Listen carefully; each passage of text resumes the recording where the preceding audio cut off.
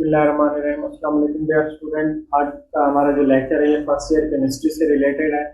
हम अपने इस लेक्चर में रिलेटिव एटॉमिक मैसेज को डिस्कस करेंगे। रिलेटिव एटॉमिक मैसेज में हम डिस्कस करेंगे कि हमें रिलेटिव एटॉमिक मैसेज की ज़रूरत क्यों पेश आई। उसके बाद हमने कार्बन 12 को एज अ स्टैंडर्ड चूज़ किया है रिलेटिव एटॉमिक मैसेज के लिए। इसको क्यों चूज़ किया गया, हालांकि हमारी जो पीरियोडिक टेबल है उसमें 118 एलिमेंट हैं। 118 एलिमेंट में से हमने सिर्फ कार्बन 12 को क्यों सिलेक्ट किया। उसके बाद why atomic masses of element are in fraction.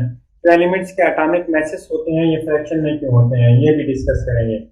उसके बाद हम डिस्कस करेंगे आइसोटोप्स। आइसोटोप्स में हम देखेंगे कि जो आइसोटोप्स की फिजिकल प्रॉपर्टीज हैं वो क्या होती हैं, सेम डिफरेंट होती हैं, और जो केमिकल प्रॉपर्टीज हैं वो सेम होती हैं। इसके पीछे क्या रीजन है, हम ये रीजन भी डिस्कस करेंगे। उसके बाद हमारे पास एक ही एलिमेंट के जो डिफरेंट आइसोटोप्स होते हैं उनकी पीरियोडिक टेबल में पोजीशन सेम ही है, इसकी क्या रीजन है, हम ये भी सारी चीजें डिस्कस करेंगे इंशाल्लाह। चलिए हम देखते हैं relative atomic mass. Relative atomic mass क्या है। रिलेटिव एटॉमिक मास है हमारे पास the mass of an element as compare to the mass of carbon 12।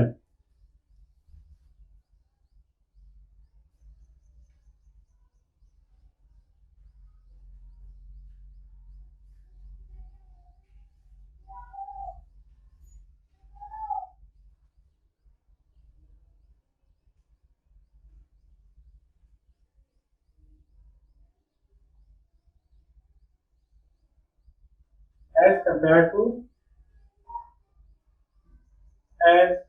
to the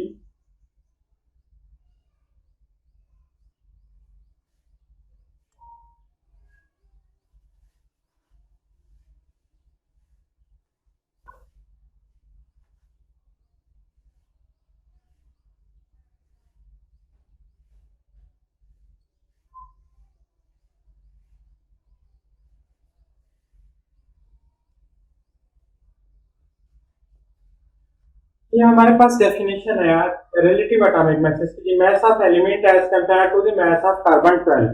अब देखें हम क्या करते हैं, हमारे पास रिलेटिव एटॉमिक मास को आप समझने से पहले ये देखें कि हम किसी भी शॉप पर जाते हैं, हमने क्या लेना है, कोई एक चीज लेनी है 1 किलोग्राम।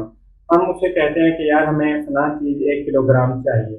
1 किलोग्राम वो क्या करता है, स्टोन सेलेक्ट करता है, उसको अपना जो तराजू उसमें रखता है, दूसरी साइड पे क्या करता है, वो जो हमें जो चीज जरूरत है उस चीज को वो तोलता है। इसी तरह हमने क्या किया है, जो कार्बन 12 है, कार्बन 12 को हमने स्टैंडर्ड के तौर पर चूज किया है। जैसे हमने 1 किलो वाला स्टोन चूज किया था, ऐसे ही हमने क्या किया, कार्बन 12 को एज अ स्टैंडर्ड के तौर पर चूज किया है। हमने फिर इसी कार्बन 12 को इस्तेमाल करते हुए बाकी जो एलिमेंट्स हैं उनके एटॉमिक मैसेज को डिटरमाइन किया है। अब हमें इस चीज की जरूरत क्यों पेश है, रिलेटिव एटॉमिक मास की। हमने एटॉमिक मैसेज वैसे ही क्यों मालूम निकाल लिए, हमने कंपेयर करके क्यों मालूम किया, क्योंकि हमारे पास रिलेटिव अपना एटॉमिक मैसेज को मालूम करने के लिए बहुत सारी डिफिकल्टीज हैं। क्योंकि एक तो जो एटम है ये इतना बड़ी चीज है नहीं जो हमें नजर आए, इस वजह से इसके एटॉमिक मैसेज को मालूम करना भी बहुत डिफिकल्ट है। Why carbon 12 is selected as a standard for the determination of relative atomic masses of element। हमने कार्बन 12 को क्यों स्टैंडर्ड के तौर पर सिलेक्ट किया है। कार्बन 12 को स्टैंडर्ड के तौर पर सिलेक्ट करने का मकसद ये था, आप देखिए हमारे पास जो कार्बन 12 है उसका जो एटॉमिक मास है वो 12 है, मतलब वो फ्रैक्शन में नहीं है। फॉर एग्जांपल हमारे पास जो कार्बन 12 है उसका जो एटॉमिक मास है 0.000 है, ये इसका क्या है, एटॉमिक मास है। ये जो 12 है, 12 को हम क्या कर सकते हैं, इक्वल 4 पार्ट्स में डिवाइड कर सकते हैं, या जितने भी पार्ट्स में हम इसको डिवाइड करना चाहें, 12 पार्ट्स में डिवाइड करना चाहें तो इक्वल 12 पार्ट्स में डिवाइड कर सकते हैं।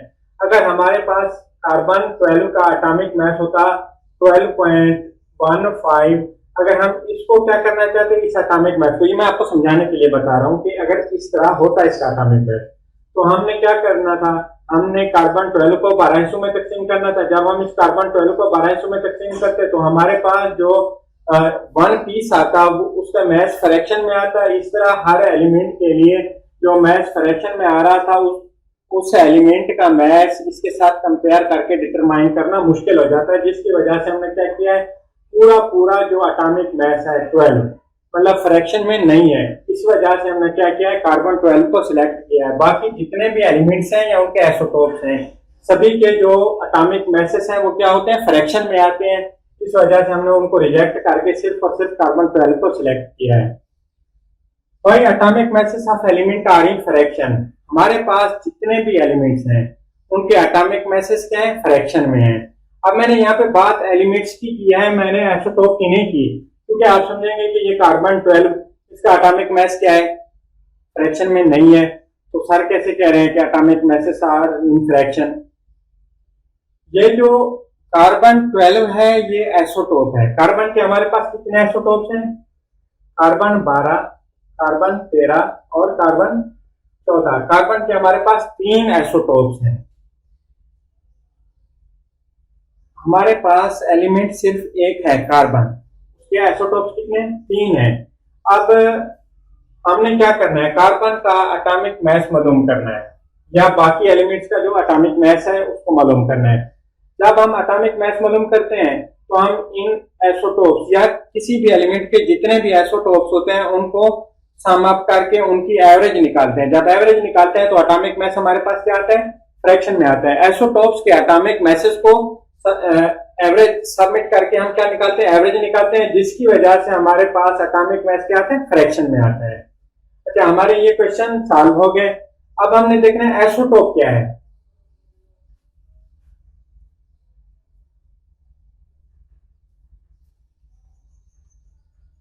आइसोटोप है हमारे पास एलिमेंट के क्या होते हैं, आइसोटोप्स होते हैं। आइसोटोप्स एक ऐसी चीज है जिसके एटॉमिक नंबर क्या होता है, एक जैसा होता है और मास नंबर डिफरेंट होता है। ये elements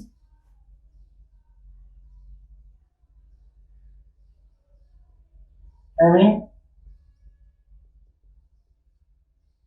same atomic mass, atomic number,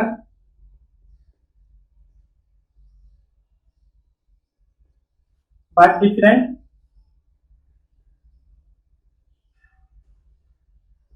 mass number। अब देखें ये मास नंबर डिफरेंट क्यों होता है।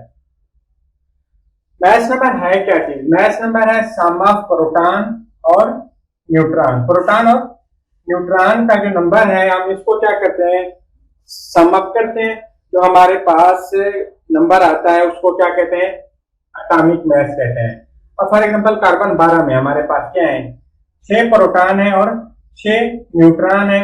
एटॉमिक मास क्या आया, 12 आया, ठीक है, कार्बन 12। अब कार्बन 13 में क्या है, 6 प्रोटॉन है और 7 न्यूट्रॉन है, 13 आ गया हमारे पास। कार्बन 14 में क्या है, 6 प्रोटॉन 8 न्यूट्रॉन 14 आ गया एटॉमिक मास। 12, 13 और 14 ये क्या है, एटॉमिक मैसेस हैं। एटॉमिक मैसेस डिफरेंट क्यों है, हालांकि हमारे पास एलिमेंट तो एक ही है कार्बन, एटॉमिक मैसेस डिफरेंट हुए due to change in number of neutron,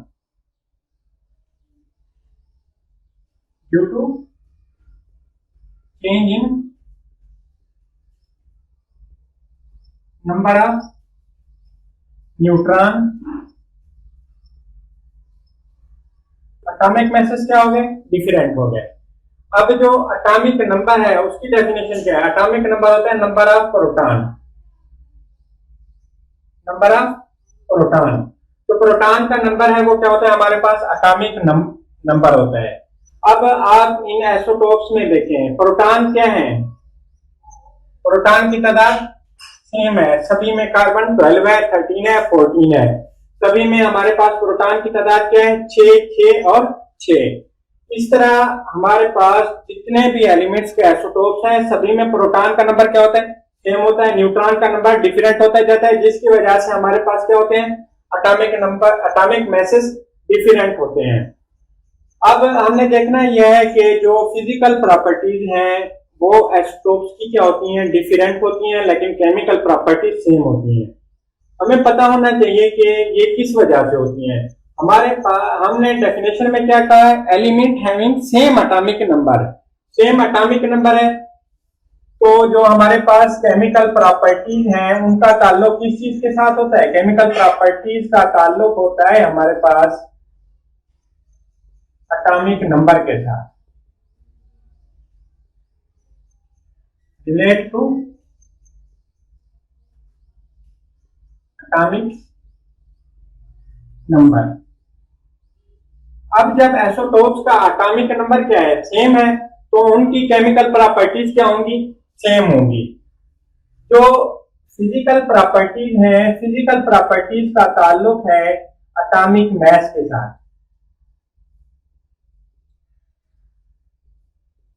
relate to atomic mass. आप देखिए आइसोटोप्स में क्या डेफिनेशन में क्या है, element having same atomic number but different mass number. हमने कहा एटॉमिक जो फिजिकल प्रॉपर्टीज है किससे रिलेट कर रही है, एटॉमिक मास से। जब आइसोटोप्स का एटॉमिक मास डिफरेंट है तो उनकी फिजिकल प्रॉपर्टीज भी क्या होती जाती हैं, चेंज होती जाती हैं। उसके बाद हमारे पास है why position of isotope of an element is same in the periodic table. हमें मालूम है जो हमारे पास मॉडर्न पीरियोडिक टेबल है उसको साइंटिस्ट ने अरेंज किया है किसके अकॉर्डिंग, एटॉमिक नंबर के according. Modern periodic table is arranged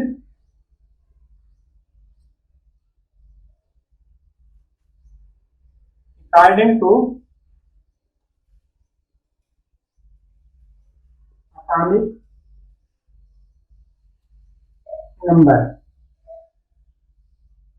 सवाल क्या था हमारा, सवाल ये था कि जो आइसोटोप्स हैं किसी भी एलिमेंट के डिफरेंट आइसोटोप उनकी पीरियोडिक टेबल में जो पोजीशन है वो सेम क्यों आ रही है, क्योंकि मॉडर्न पीरियोडिक टेबल जो है, क्या मॉडर्न पीरियोडिक टेबल, लिख रहा हूं पीरियोडिक टेबल, जो मॉडर्न पीरियोडिक टेबल है वो किसके अकॉर्डिंग अरेंज हुई है, एटॉमिक नंबर के अकॉर्डिंग। आइसोटोप्स में एटॉमिक नंबर क्या है, सेम है।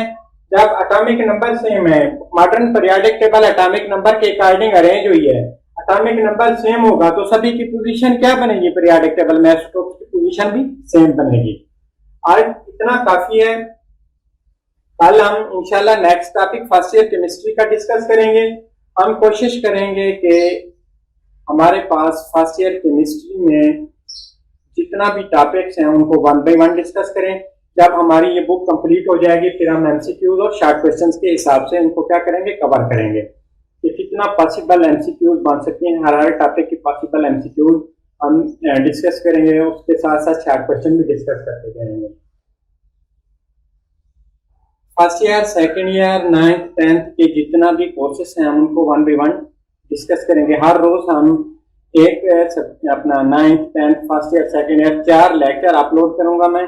जिस स्टूडेंट ने भी क्या करना है, स्टडी करना है, वो मेरा चैनल सब्सक्राइब करें और बेल आइकन का बटन प्रेस करें ताकि मेरी हर नई आने वाली वीडियो आप तक पहुंच सके। आज के लिए इतना काफी है। अल्लाह हाफिज।